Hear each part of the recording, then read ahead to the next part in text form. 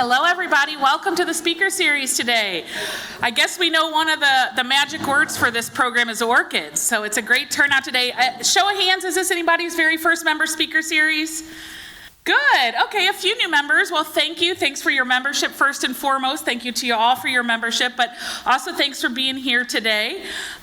Just as a reminder about the Orchid Show, it is open today. You do not need a separate ticket or anything, so if you plan to see that afterwards, it'll be open through today, and then it's open through Sunday only. So just keep in mind that it's open through February 25th. So we're here in the final days of this year's Orchid Show. Our next member speaker series, I also want to point out, it'll take place on a Wednesday for a change. Usually we do these programs on Tuesdays, but next month's program will be on Wednesday, March 20th at 11 a.m. This will be our annual event we do with Ann Corey, who's the owner of the Kitchen Conservatory. I don't know if you know that store, recently relocated to Brentwood. And Ann is also a member of the St. Louis Herb Society. So this is our annual program on herbs, which is always a fantastic program. Ann is a wonderful speaker. I always learn a lot. So it should be a great program. Registration for that program is open. And of course, we always do that herb program the month before the herb sale. So the St. Louis Herb Society does a fantastic herb and plant sale. And the best part about it is they open it to members only first. So on Thursday, April 25th in the evening, I believe that one starts at 5 o'clock, you'll have first pick up their herbs and plants for the year. You do not need to advance registration for that event. Just show up with some sort of proof of membership, either your digital membership card, your plastic card, or if you've recently renewed, just proof of that. So we'd love to have you there. And then the Herb Society sale continues on Friday. This year it typically has gone Friday and Saturday, but I'll be honest, they always sell out of their fantastic plants. So it's going through just Friday, April 26th. So the next issue of your bulletin should be arriving, I would say, probably later next week. So just keep an eye out for that, and all these programs are in there. If you ever want to make a registration for any of our events, you can always just call the phone number on the back of your membership card, or you can always email membership@mobot.org, or of course go online and do it that way. But I know some people prefer to call, so either way is fine. Before I introduce Carol, who's our speaker today, I want to bring to the stage Jeannie Carboni, who's a coworker of mine from our education division. You may have noticed Jeannie and her team outside. They are going to start being here at our speaker series for a fun new offering that I'm going to let her tell you all about. So Jeannie, come on up.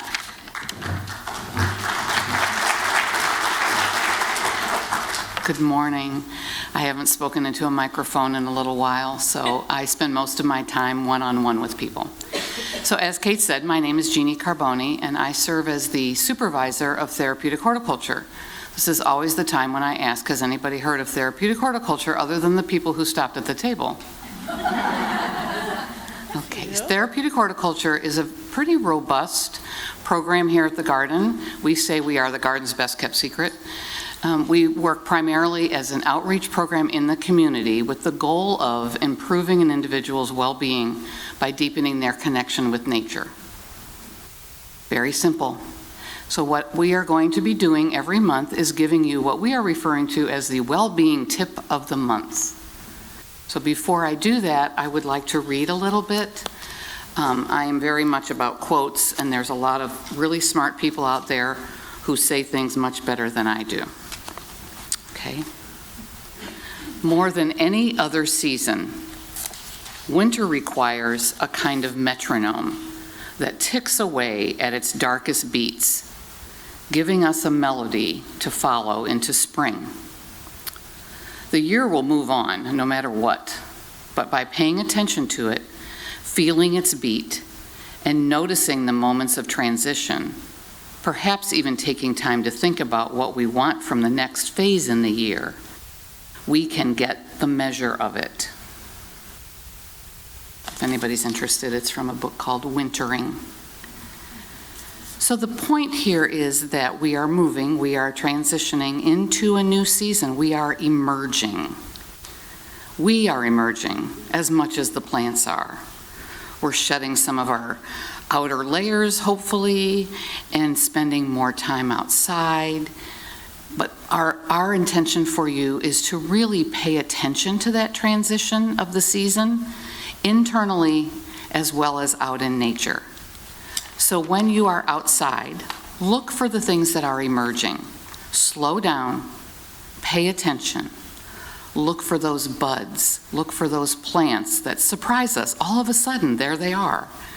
So really pay attention to in your own yard and here at the garden, and prepare yourself to make that transition to spring, because it is coming. Thank you.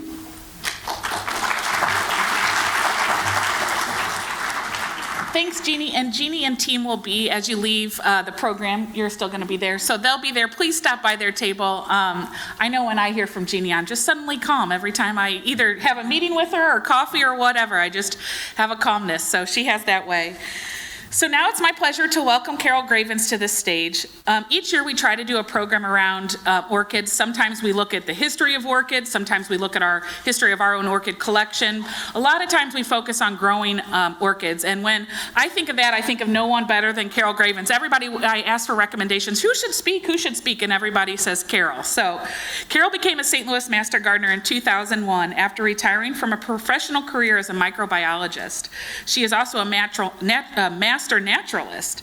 As an advanced master gardener, she volunteers in many capacities, but her first plant love is orchids, and she grows about 300 of them in her home. Carol volunteered for 17 years here in the orchid greenhouses at the garden and continues to share her love of orchids by speaking to various garden clubs and community groups. She completed a degree in horticulture in her retirement and is a former Master Gardener of the Year. She's past president of the Orchid Society of Greater St. Louis as well. After today's program, we will have time, hopefully, for some questions, and we've got a couple mics. We'll probably run those to you today. We want to make sure people hear the question and the answer. So as Carol talks, hold your questions, and we'll do that at the end. So now, let me introduce Carol. Thank you.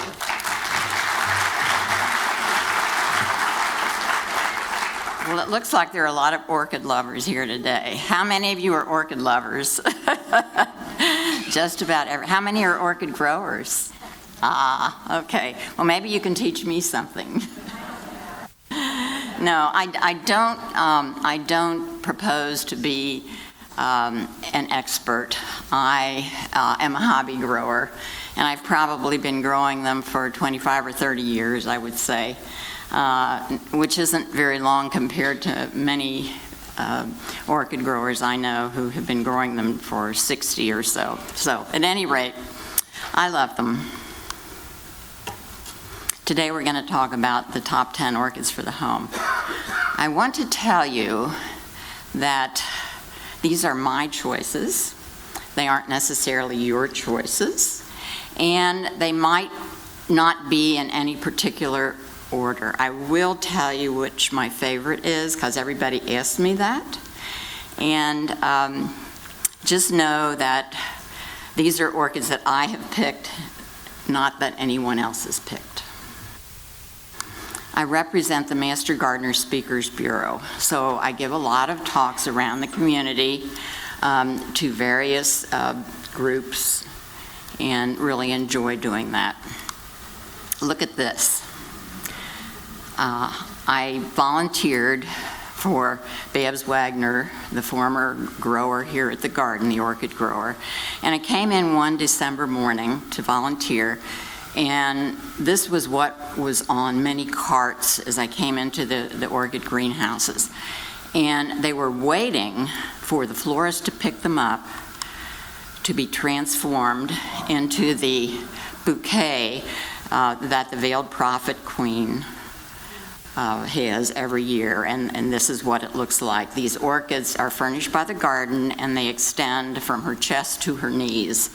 It is truly a spectacular sight. So, how do you grow them? I'm just going to give you a few hints. This isn't a culture talk, but we'll give you a few hints. What do they need? They need water, they need light, they need temperature, they need humidity, they need air movement, they need fertilizer, they need potting medium. Is that any different from any other plant? No. You know what I like to say? Orchids are not difficult, they're different. So if you learn a few tricks about why they're different and how to deal with that, I think anybody can grow orchids. So general rules. Use clay or plastic pots with drainage. I had a talk with someone about 10 minutes ago out in the hall, and she had bought orchids in lovely pots from Trader Joe's, which had no drainage holes in the bottom, and she continues to water those orchids. Now what happens? Exactly. The roots of any plant need oxygen, and if you have them waterlogged, they're not going to get oxygen, and they're just going to rot. So make sure your pots have drainage. So you can, and you can use clay or plastic, or their ceramic pots, as long as they have the, you know, the beautiful ones that have the slots on the side and the holes in the bottom. And so we usually grow them in a fir bark with horticultural charcoal. Here at the garden, it's a 5-to-1 mixture. The charcoal will absorb impurities. It also makes the growth medium friable. Or you can just buy a commercial orchid potting mix. And the general rule is to repot about every 2 years. Don't repot them while they're blooming. They're probably going to lose their blooms because it's very stressful to be repotted. And you want to repot them when you see new growth emerging. It's usually in the spring. And east exposure is usually best. West or south can work. Watch that they don't get sunburned. North is usually not enough light. So you water mature plants thoroughly each week with tepid water. They don't like cold showers. We don't like cold showers. Remember that. If it's a tiny little seedling, you probably have to water it more than once a week. Never, ever, ever use ice cubes. And I know you're gonna tell me that because you bought an orchid at wherever, and it had a little tag on it. And it said, put on 3 ice cubes a week, right? Think about it. These are tropical plants. Have they ever seen ice? And the water from 3 ice cubes is not enough. Put them in the sink, let that tepid water run through the plant for a while. Never, ever use ice cubes. It's a marketing ploy. It kills the roots. Then you have to buy another orchid, right? Okay, here are some examples of some orchid potting medium. Here at the garden, we use Orchiata, which is what I use. Here is the picture of what your orchid potting medium will look like. Those white chunks are sponge rock. It's a perlite, which is in bigger chunks than what you used to seeing. Now, we're putting the orchid in a new pot, and we want to put the level of the orchid potting medium at the junction of the roots and the stem. You don't want to plant them too deep. You don't want to plant them too shallow. Also, look at this stuff down here. This is what was removed from the pot. That's sphagnum moss. Frequently, when you buy orchids, especially a Phalaenopsis orchid, as this one is, it's going to be in sphagnum moss. And the growers frequently pot their seedlings in sphagnum moss because it makes them grow faster. Now, if you keep them in that sphagnum moss, they get soggy. If you let it dry out, it's too dry. So when you repot, don't repot them in sphagnum moss, repot them in orchid potting mix with the fir bark. Okay, you want to feed them weekly, about quarter to half strength after you water them. So if the fertilizer says use 1 teaspoon per gallon, you're going to use a quarter to half teaspoon per gallon. They don't need much fertilizer, but they do need to be fed. And this is one of the reasons light and not feeding them regularly are 2 reasons why your orchids, the main reasons why your orchids don't rebloom.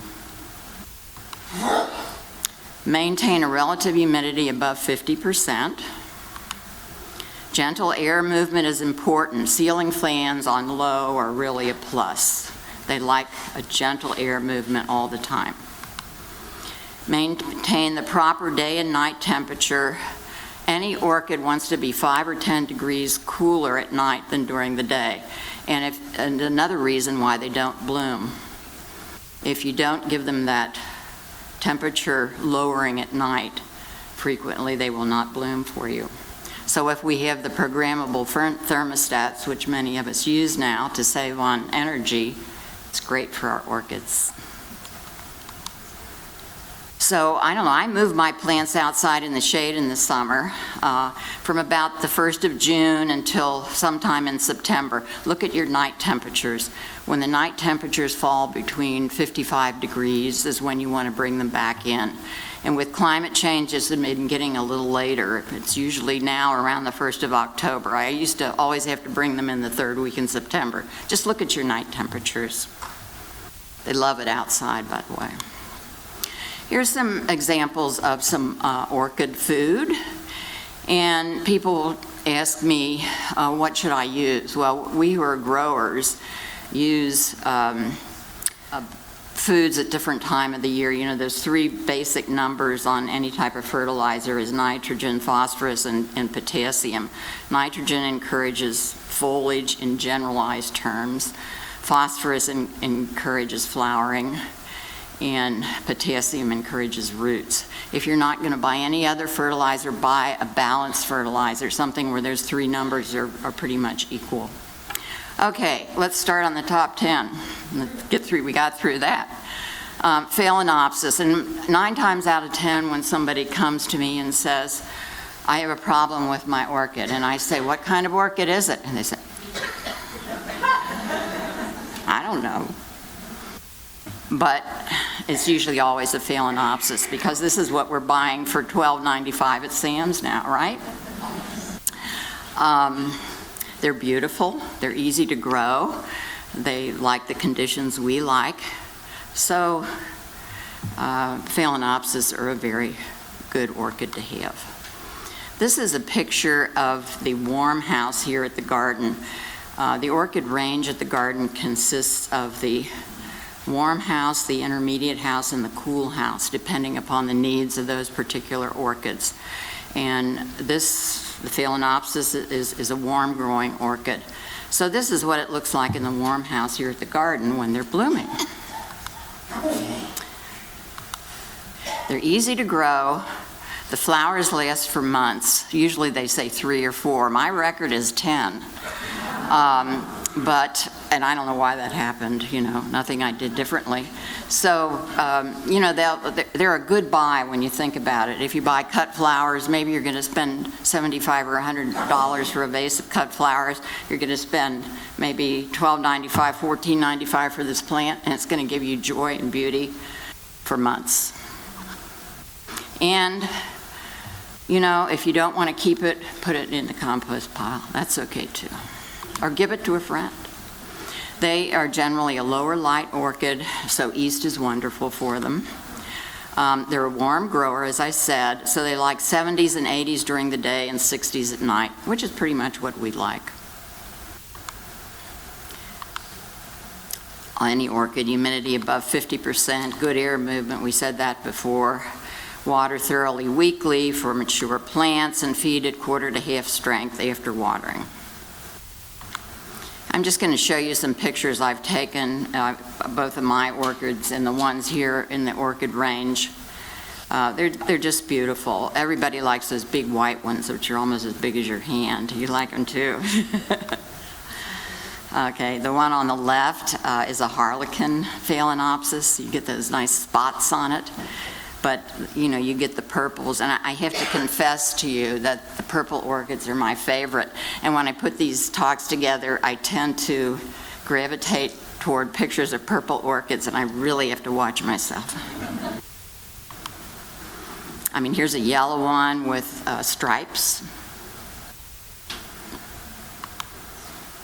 This is tiny little flowers, maybe about the size of a silver dollar or something like that. And there's a picture out in the hall of this one. I think this is Carolina Tiny Phil. But it's just very floriferous. Now sometimes you'll buy a plant and they'll say, this is a waterfall orchid. Now, what does that mean? It means that they've trained the stem, the flower stem, to bend over as it was forming. And so they bend over in an arch, but that's what a waterfall phalaenopsis is. Okay, number 2, Cattleya, the corsage orchid. Now, a lot of people think of this as an orchid. I think a number of years ago, it was the Cattleya, which was your premier orchid, and some people said this is the only true orchid, right? In my era, when you went to the prom, and your date gave you a corsage, and it was always a Cattleya. I mean, you were the cat's meow. And I think some of you might be able to relate to that, right? But they're just gorgeous, and they come in many colors. And we'll talk a little bit about the structure of the flower when we get through the top 10. These have fragrant flowers. Your phalaenopsis do not. These have fragrant flowers, and they are only fragrant at certain times of the day because their fragrant attracts their pollinator. So there's no point in putting out this fragrance if my pollinator isn't active at that time of the day. For example, say my pollinator is a moth. When are moths active? Night. So I smell good at night. On the other hand, if my pollinator is a butterfly, then I put out my fragrance during the day. So they like a little higher light, but not direct sun. If you put them in direct sun, they will sunburn very, very, very rapidly. They like 70s to 85 days, 55 to 60 night. And again, humidity above 50%. It's good for our skin too. Good air movement, water weekly for mature plants, feed 1/4 to half strength. Nothing I haven't told you before, but I'm emphasizing some of these things. Okay, here's, this is my premier orchid. It's beautiful, isn't it? The purple with the, look at this. Kind of a chartreuse with a red lip. And these are orchids in the garden here. How often do you see a green flower? Tell me. They're just gorgeous. And that's a very, very large flower. This one's a little smaller, but it has more flowers in a grouping rather than just one. This is one of mine. Beautiful, isn't it? And how about this? The yellow with the peach-colored frilly lip. Kind of reddish or almost red. This is another one of my favorites. Here's a big white one. There's a lavender one with a purple lip. We'll talk about the flower structure in a little.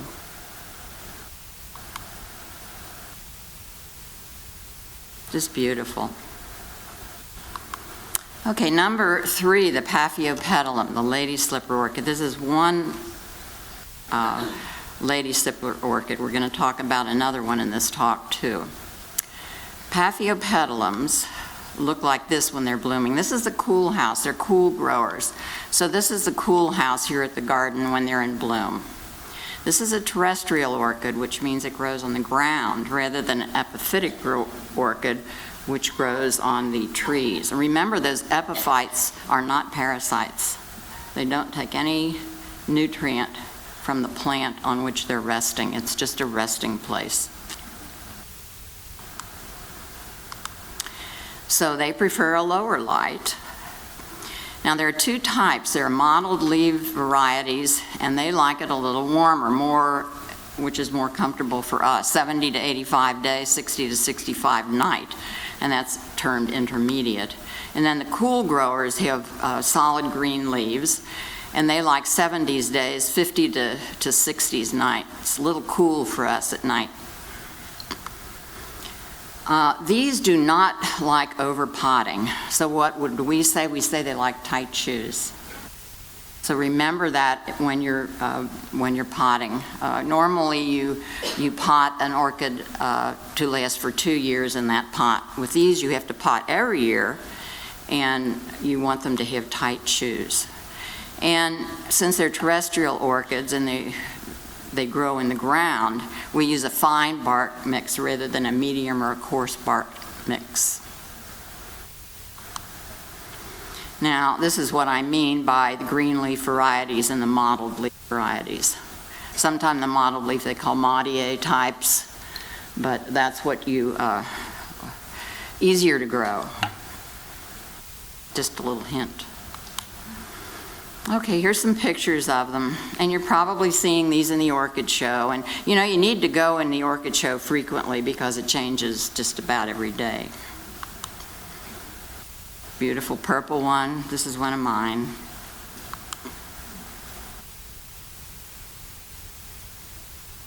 They're very diverse.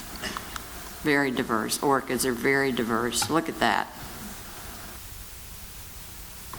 Here's a white one with little dapples of brown.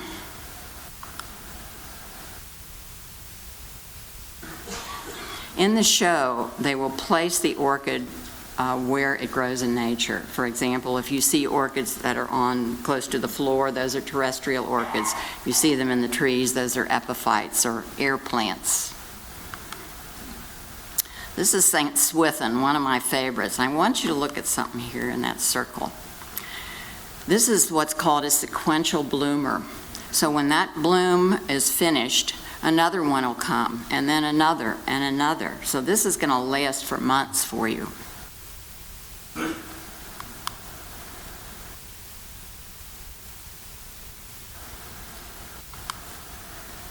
Kind of interesting. Little flower. But look at this. Look at the pouch on that, or the lip. I'm going to tell you a little later about how that's pollinated. It's very interesting. It's called Malapoense. This is a sequential bloomer. It has both of the blooms at the same time. Now one of those, the older one will fall, and another one it will come, and there may be 4, 5, 6 or more blooms on that orchid until it's finished. So they're a good bang for your buck also. Just, you know, pictures that I've taken, either of mine or the ones here in the garden. This one is called Venustum, named after Venus, and it has the mottled foliage, but this is a tiny plant that's probably maybe 8 inches, 6, 8 inches high. Okay, number 4, Dendrobium. Dendrobium is a very large genus. It has about 1,800 species, and they have different requirements as far as temperature and light goes. Some prefer warmer temperatures, some like it cooler. Now, the ones that bloom along the cane, along the stem, are called nobile types. And those in nature have a wet season and a dry season. So you need to mimic that dry season, and you don't water them from about December 1st till February 15th, and that's going to initiate blooming. So if you have a nobile type, don't water it between December 1st and February 15th. These are the orchids that are used to make Hawaiian leis. These are some two nobile types here. You can see that they're actually blooming along the stems. So after they go through that dry period, they'll set buds and bloom like this. Here's some other dendrobiums. This one's a very large plant, and when we used to have the older building and we had that little atrium going into the display hall, remember that? And they used to have these right in that atrium. Sometimes they don't bloom, but maybe every second or third year. But they're always exciting because they be this high off the floor. I don't know, this one is Dendrobium spectabile, and maybe it's one only a mother could love.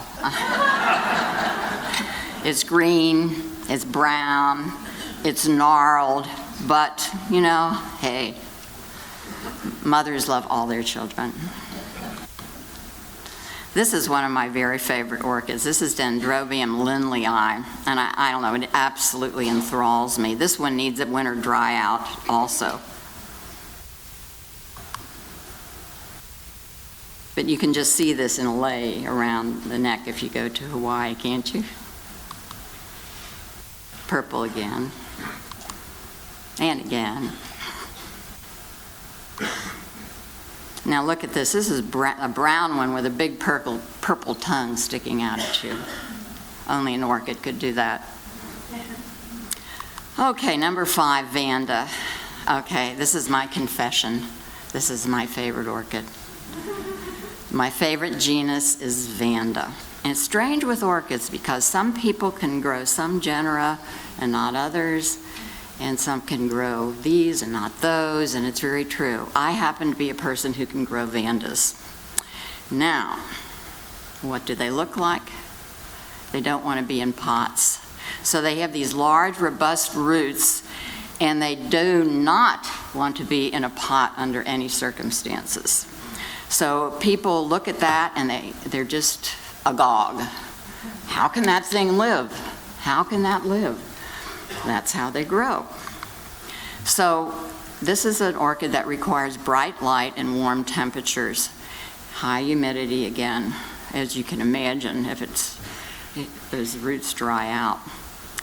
So these, because they're not in a pot, you need to water them daily. And if you come to my kitchen at 6 o'clock in the morning, you'll see many of them in my kitchen sink every morning. Or I grow under lights in the basement. I do not have a greenhouse.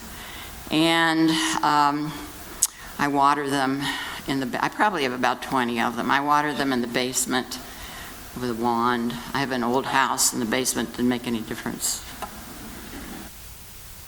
Now, I want you to look at those roots. They're gray. When you look at like the Phalaenopsis roots, they're gray too, aren't they? You want to water those roots till they turn green. These Vandas are heavy feeders. Let's look at this. You can see the root tip, that's where the new growth is, but look at that gray coating on that root. That's called velamen. And it's cells that act like a sponge. So they allow the roots to absorb water very rapidly and to let it go very slowly. So it's a way a plant has adapted to keeping the moisture within its roots. Velamen roots, and all orchids have them. Here's some orchids outside, some Vandas outside. You can look at the colors. I have every color, I think. Here's one with small flowers. The flowers can be very large or very small. There's a speckled one. Look at this yellow one. This one is sort of a dark red-orange. This one is gold. This is interesting because the petals are a different color than the sepals. Okay, number 6, Ludesia, the jewel orchid. Boy, is this one easy to grow. This orchid is grown for its foliage. This is what the foliage, can you see that with the kind of light in the room? Some people even go to the extreme of cutting off the flowers because they only want the foliage. So it's very easy to grow, and you can actually root this from stem cuttings like you do with coleus or some other plant. So it's very easy to grow. It likes warm temperatures, lower light, very good drainage.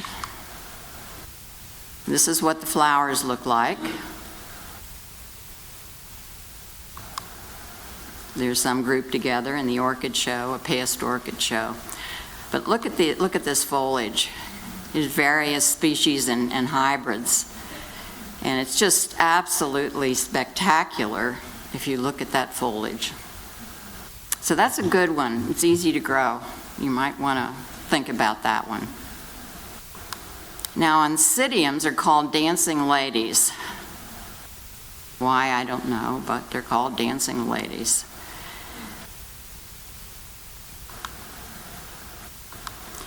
So this is another large genus. So the flowers are very small. They're usually yellow and brown, and they're grouped in long branching sprays. I guess that's why they're called dancing ladies. So these you can mount on a bark slab or a tree branch, and I'm going to tell you, you see these mounted orchids in the show. And this is an example of one. So what we do to make these simulate how they would be growing in nature, we only use one wood, and that's Osage orange, McClura, hedge apple. You've heard it. Very, very hard wood, much, much, much harder than oak. So we get branches from an Osage orange tree and little clumps of oncidium plants, and we tie them on these branches with fishing line. And then after a while, they grow and adhere to the branch, and this is what you have. My favorite thing to do is to make these in the orchid range here. I love making these orchid trees. Okay, this is a very, very little flower, but look how big its lip is. Its lip is bigger than the whole rest of the flower. And as I said, they're brown, usually brown, yellow, white. There's some very small flowers. This one to me looks like a swarm of bees. What do you think? This one's kind of maroonish brown. Here's another little yellow one. They're quite floriferous. Okay, Phaeus. Now, everybody wouldn't choose this, but I happen to like this orchid. Everybody probably can't grow it in their home, but I think it's really interesting. And they call it the nun's orchid because it looks like the headpiece. You tell me the order. Was it the Charities? I'm not sure. Okay, you walk in the orchid range, maybe, or in the orchid show, excuse me, right when it's starting, and you see something like this, and it's mostly unopened buds, right? But you come back next week, and this is what you have. And you come back the following week after that, and it's even more flowers. So they're really quite spectacular. They put out many, many inflorescences. So they can grow up to 48 inches tall. Many flower spikes. Now their leaves are very long, broad, and striated. They're also very thin. And this one prefers warm temperatures, lower light, and it likes rainwater. It doesn't do well with tap water. I'll show you what happens.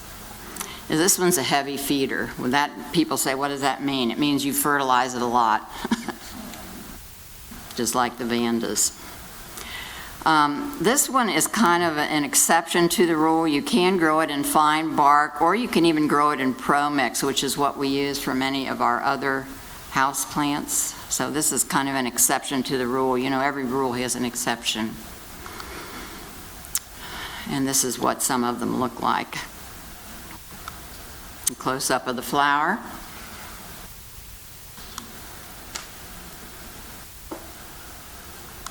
This is the Alba variety. This is what happens when you look at these in these circles. Look at these leaves, the tips. Look at that. See how they've turned brown? This plant has been watered with tap water, so the chemicals in the tap water do this to the leaves, and the plant's eventually going to die. So you need either rainwater, distilled water, reverse osmosis water, which we don't have in our homes. But just a word to the wise. They have their idiosyncrasies. Okay, we talked about the phragma, or the Paphiopedilum. It'll come out. Now we're going to talk about the other slipper orchid. This one comes from Central and South America, the Phragmipedium. So many of these, in fact, I think most of these do flower in succession, so you get a big bang for your buck here. These want a little brighter light than the Paphiopedilums, and they like intermediate temperatures, which is our comfortable temperature, so they're a little easier to grow. I do extremely well with these. They grow along river banks in nature, or stream banks, and so they never really like to dry out completely. So you always have to put them in plastic pots. You know, you put a plant in a clay pot, there's some air exchange there. In plastic, there isn't. So use plastic pots for these. And you know, when you're repotting your orchids and you're saving your pots, either plastic, clay, or whatever, you have to sterilize those pots before you reuse them. Soak them in a 1 to 10 bleach solution, 1 part bleach to 10 parts water, and then rinse them out very, very well. And don't, with a clay pot, it's absorbing that chlorine, right? Because it does that, it's porous. And so you don't put a plant in there until that chlorine is outgassed. So wait a few days before you put another plant in there, or else you're going to kill it with chlorine. See, all these little gems just come off extemporaneously. This one needs to be repotted in fine bark also, and you repot it yearly rather than every other year. They like high humidity, good air movement, like every other orchid. Okay, this one to me is a little girl. She's 3 or 4 years old, and she's in her first ballet recital, and this is her. She's wearing her pink tutu. It's a nice little red one. This is Bessier. Okay, this is your premier orchid, as far as, well, your premier Phragmipedium at any rate. This is Phragmipedium cavachii. The flower is huge. I pulled this off of the internet just to show you. This flower is 6 inches in diameter. And you can see, you know, it covers his whole hand. And they're a sequential bloomer. So imagine getting 5, 6, 7, 8 or more of these flowers in succession over a period of months. So cavachii and its crosses are a wonderful, wonderful Phragmipedium. This one to me kind of looks like it has eyebrows. Here it is. It's a sequential bloomer also. Yes, it has its eyes closed and it's pouting maybe, huh? There's a tiny little one. This is Schlimmii. And you can see how tiny that little flower is. Okay, number 10 are the bulbophyllums. I also do very well with bulbophyllums. This is Medusa. Strange looking orchid, isn't it? Okay. Bulbophyllum, this is the largest genus in the family Orchidaceae. 2,000 species naturally occurring in this genus. So they have these thread-like roots that creep over the growing surface. They're pollinated by carrion flies. What's carrion? Rotting meat. What does that smell like? So in order for this plant to attract its pollinator, it has to put out the lovely fragrance of rotting meat. And I don't know if any of you smelled the one in the orchid show. I understand it's still there, but it's not blooming any longer, but it was there for quite a while. And it smells pretty bad. So the flowers are varied. They have these very, very bizarre shapes and sizes. And they require moisture at all times because their roots are kind of thin. Intermediate temperatures. Medium light. This is what they look like, the roots look like So that kind of creeps over the pot. As you can see here, it's extending out over the edge of the pot. So when you repot it, you'll put that back in. But here's some of the flowers. This is frosty eye, Bulbophyllum frosty eye. Bulbophyllum grandiflorum. Isn't that strange?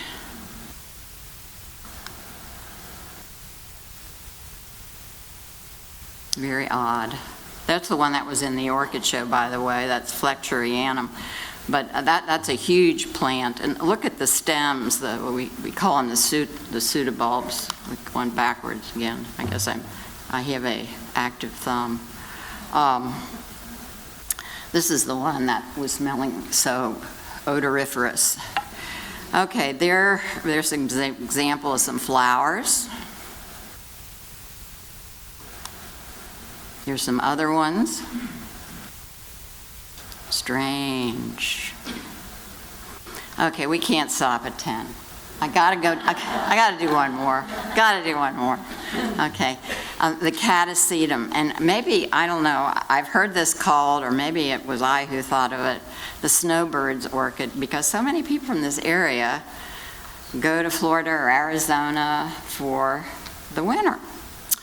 Well, this orchid goes dormant in the winter, and you don't have to do any care for it. So the picture on the left is what it looks like in winter, and then next month it'll start putting out a sprout like that in the center picture, and then in the summer that's what it looks like. So in the winter you don't water it at all, you repot it in March, and then you water it every day until it dies again in the fall.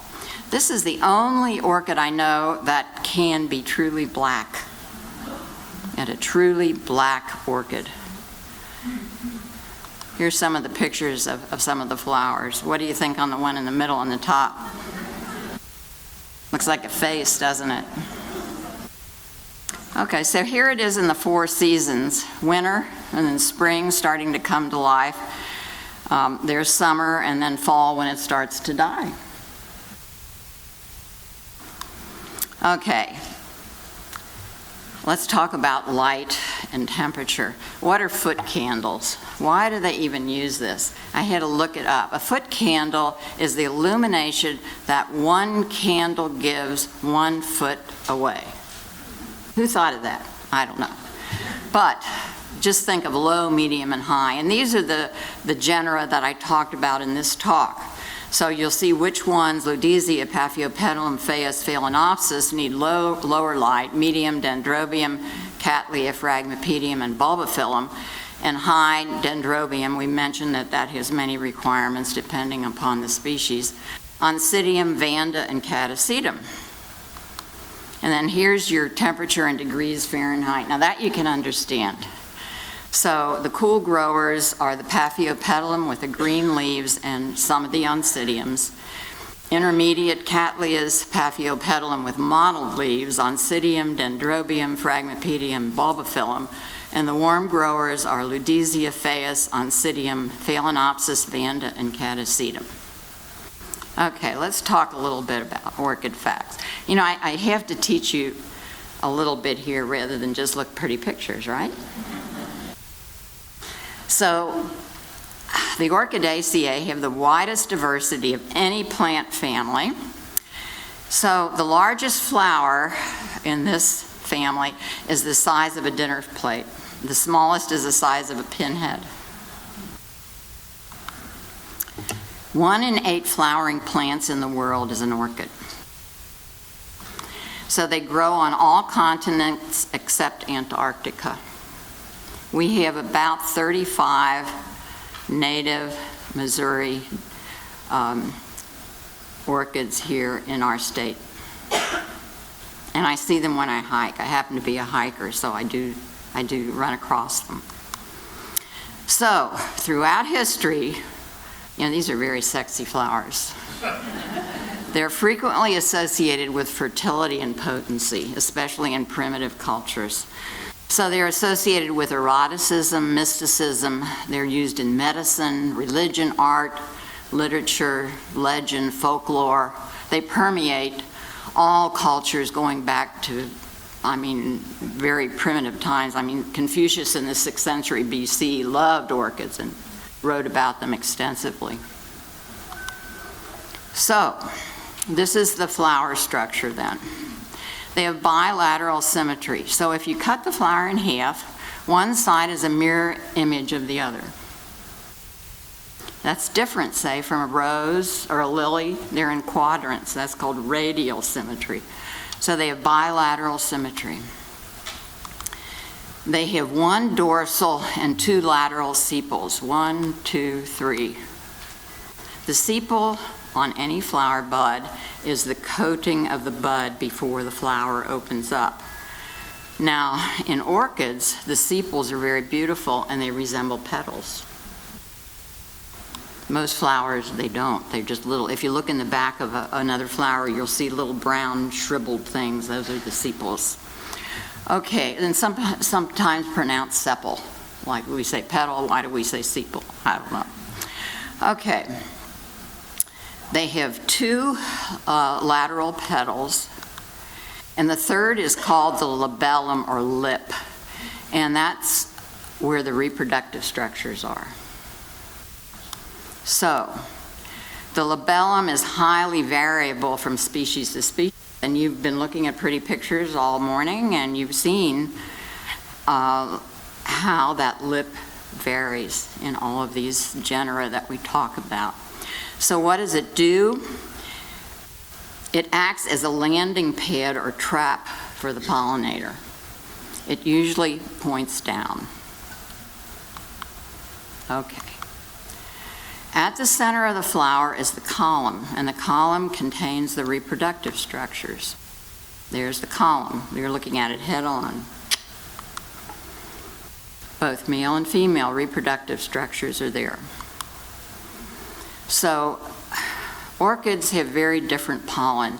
They compact their pollen in pollinia, which looks like this. They're about the size of pinheads, you can see on that finger. And most orchid flowers have 2 pollinia, although some have up to 8, but most orchids will have 2 pollinia.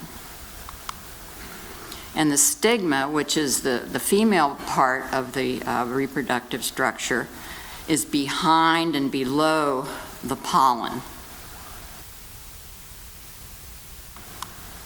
So maybe it's easier to see with a line drawing. So there we are looking at head on like we did with that flower in the previous slide. But here's the column in cross section. We've taken the flower and cut it in half crosswise. So the pollinia, where the pollen are at the terminal end up there. And then there's a structure in between. I'll show you that in a minute to separate the male and female so they don't fertilize within that same flower. And there's the stigma, which is the female structure and is very sticky to accept the pollen. And then the column extends down to the back of the flower, and there's the ovary. So the ovules, which are the immature seeds, are in the ovary. And if pollination is successful, if fertilization is successful, that's where the seeds will develop. So now we're looking at an actual magnified column. If we would take it out and look at it like we look at the palm of our hand, usually it's like this. We're going to look at it like this. So you can see the unpollinated and the pollinated on the left. See that brown structure in between? That's called the rostellum. So that's what prevents the one flower from fertilizing itself. Nature loves great diversity in genes. And it's true with plants, it's true with animals. So now on the picture on the right, that is a pollinated orchid. You can see the pollinia on the stigma there of that pollinated orchid. Okay, so pollinator is usually, we're going back again.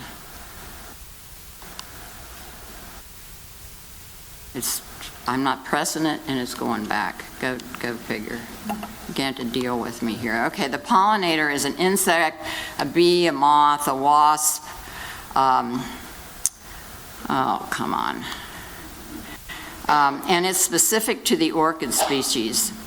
So the pollinator then is attracted to the orchid either by sight or smell or some anatomical trick. And look at that orchid there with a red circle around it.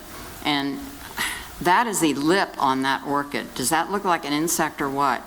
So if you were a male insect and you saw that, I mean, you're going to want to have sex with that orchid, right? Because there's your female. Okay. Now, with pollination, the pollinator and the orchid have co-evolved. So it's like a lock and key. So the pollinator is specific to the orchid, and only that particular pollinator can fit in there anatomically and pollinate that flower. So here we have a bee. Here is your slipper orchid I wanted to tell you about. So the pollinator goes in, you can see it there in the pouch, in the lip, and that's where it enters. Now, how does it get all the way up to where the business end of that orchid is? Well, there's a structure in the back of that pouch. It's like a ladder. So that insect can climb up that area to get, and the only way he can get out of that flower is to pass through those sexual structures. And in doing so, he deposits the pollen that he has picked up in the previous flower he's visited, and deposits that and picks up the pollen from this flower as he exits. Now this one, I want you to look at this orchid. It has a hinge on it. Now, how do I say this delicately? The male insect, the orchid responds to the the reproductive actions of the male insect. So, is that delicate enough? Okay, I think this might be a beetle. It's a wasp. Now look at this one. I don't know what we call that. Menage a cat? I'm not sure. We have 3 male wasps on that one trying to pollinate that orchid. This is the X-rated section. This is definitely the X-rated section. Well, you know, in the past, flower sex was considered a taboo subject. And we still say pistillate and staminate rather than male and female because we still have these hang-ups on plant sex. Okay. So after fertilization, the flower dies. We don't have to attract anybody anymore. Now we're going to make babies. We're going to make seeds. So the ovary behind the flower swells and it produces millions of seeds, but they're only the size of dust particles. This is what they look like. That is one seed pod of an orchid, and as you can see, there are millions and millions of seeds in there. But they contain no endosperm, no nutrients. In order to think of a bean seed, put it in the ground, it has all the nutrients it needs to germinate. Not so with orchids. So this seed pod breaks open and these seeds are carried by the wind willy-nilly. Where do they land? What happens? So now the seeds must find a specific mycorrhizal fungus. This is a microscopic fungus to supply the nutrients for germination. So this fungus penetrates the seed and supplies the nutrients that are necessary for it to germinate. The fungus is also specific, as is the pollinator and the flower. So the fungus has co-evolved along with the pollinator and the flower. Very interesting. And that fungus then will stay with the orchid for life. When the orchid is a mature plant, what does it do? It photosynthesizes sugars, right? Gives sugars back to the fungus. So, Everything in orchids comes in three. 3 petals, 3 sepals. It takes 3 to tango, not 2 to tango. It takes the flower, the pollinator, and the fungus. All 3 must be present. From the time that orchid becomes a tiny little seedling, as we say, a protocorm, and then a seedling, and then a plant, it takes about 8 years. Okay, so you can cross these within any orchid alliance. There are these alliances, these large alliances of orchids, which have some similarity. So you can easily crossbreed between and among genera, if they're as long as they're distantly related. So you can cross 2, 3, 4, or 5 genera. So, say you cross a Sophronitis, a Laelia, and a Cattleya, it becomes a Sophrolaeliocattleya. Now, if you get more than that, say you cross a Brassavola, Laelia, Cattleya, and a Sophronitis, it becomes way too cumbersome. So they invent a whole new genus name, but it always ends in ARA. So if you're in the orchid show and you look at the label and you see a genus name that ends in ARA, you know it's a cross of at least 4. So if there's any point I want to make, and these plants are not fluffy and Fido, okay? We're all going to kill some, right? We're all going to do it, okay? Not fluffy and Fido. So I want to make a big point to you that you need to enjoy them. They're there to enjoy. So please don't take anything I said terribly seriously. I hope I've given you some points. But remember, the most important thing about growing orchids is enjoying them. I want to make also a play for the Orchid Society of Greater St. Louis. So we meet the second Friday of the month here at the doing it again, at 7 p.m. at Missouri Botanical, and we meet at the Commerce Bank Education Center, which is on the corner of Shaw and Kings Highway, and we would love to have you there. We have growers who are very experienced, and we have growers who are just starting. So, in conclusion, I love this quote. You can get off alcohol, drugs, women, food, and cars, but once you're stuck on orchids or hooked on orchids, you're finished. You never get off orchids, never. And I want to tell you, if someone gives you an orchid as a gift, and you keep that orchid beyond 5 o'clock of that very day, you too will become an addict. So keep that in mind. So I just want to thank you for listening to me. And if there are any questions, I'm happy to answer if I can.